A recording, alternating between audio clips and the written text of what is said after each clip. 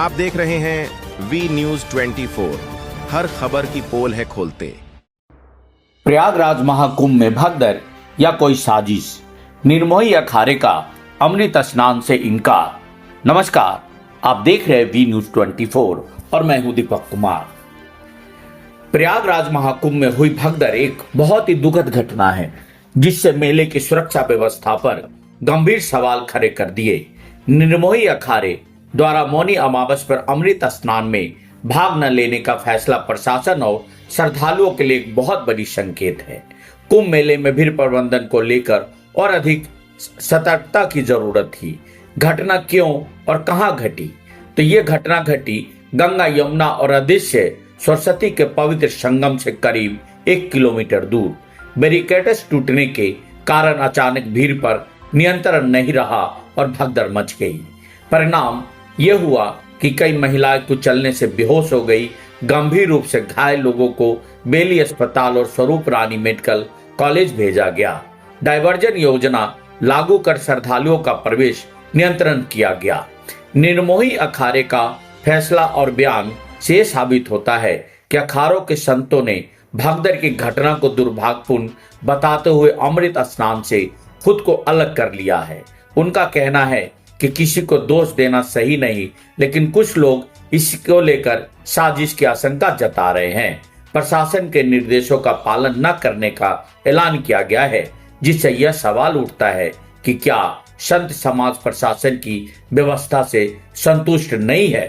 मौनी अमावस्या और त्रिवेणी योग का क्या महत्व है?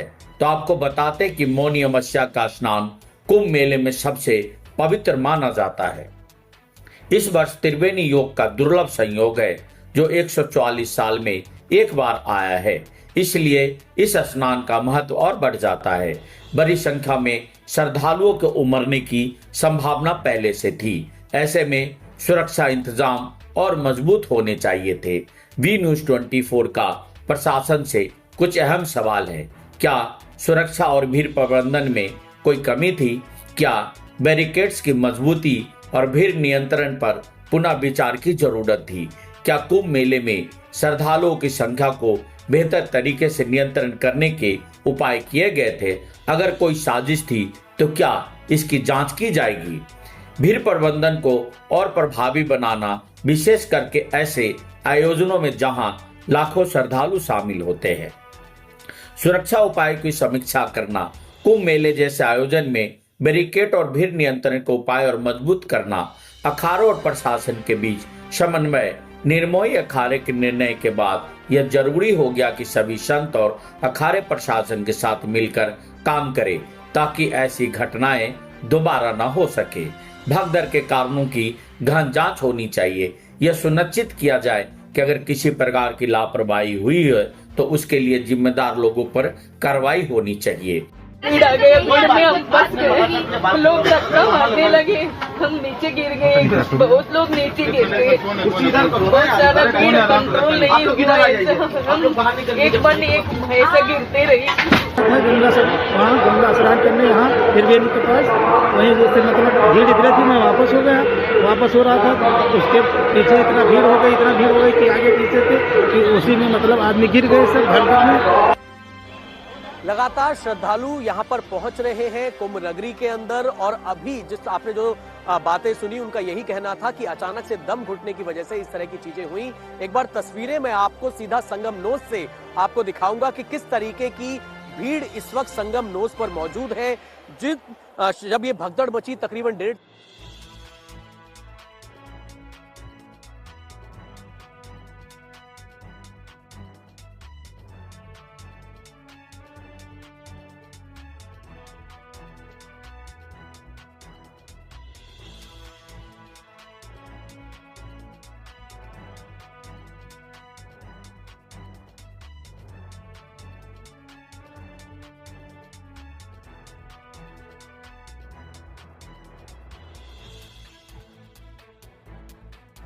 और पूरी मौनी अमावस्या को लेकर इसी तरीके से तैयारी प्रशासन ने की है। लेकिन भीड़ क्योंकि इतनी ज्यादा है, पैर रखने की जगह तक नहीं मिल रही थी सुबह, उसी को देखते हुए जो ये भगदड़ मची, क्योंकि दम जब वहां पर घुटा, एक बैरिकेड टूटा, करीब 25 लोगों का फिलहाल अलग अलग अस्पताल के अंदर इलाज अभी कराया जा रहा है। और इस पूरे मामले के अंदर प्रशासन की तरफ से जो जानकारी दी गई है, जो अपडेट दिए गए हैं, उनके मुताबिक अभी तक सिर्फ 25 घायलों की खबर है जिनका अस्पताल में इलाज चल रहा है, जिसमें कुछ बुजुर्ग हैं, कुछ महिलाएं मौजूद हैं। उन्हीं को फिलहाल अस्पताल के अंदर अलग अलग अस्पताल में न केवल इलाज चल रहा है, बल्कि खुद तकरीबन 10 डीएम जो हैं वो भीड़ को काबू करने के लिए कोशिश कर रहे हैं।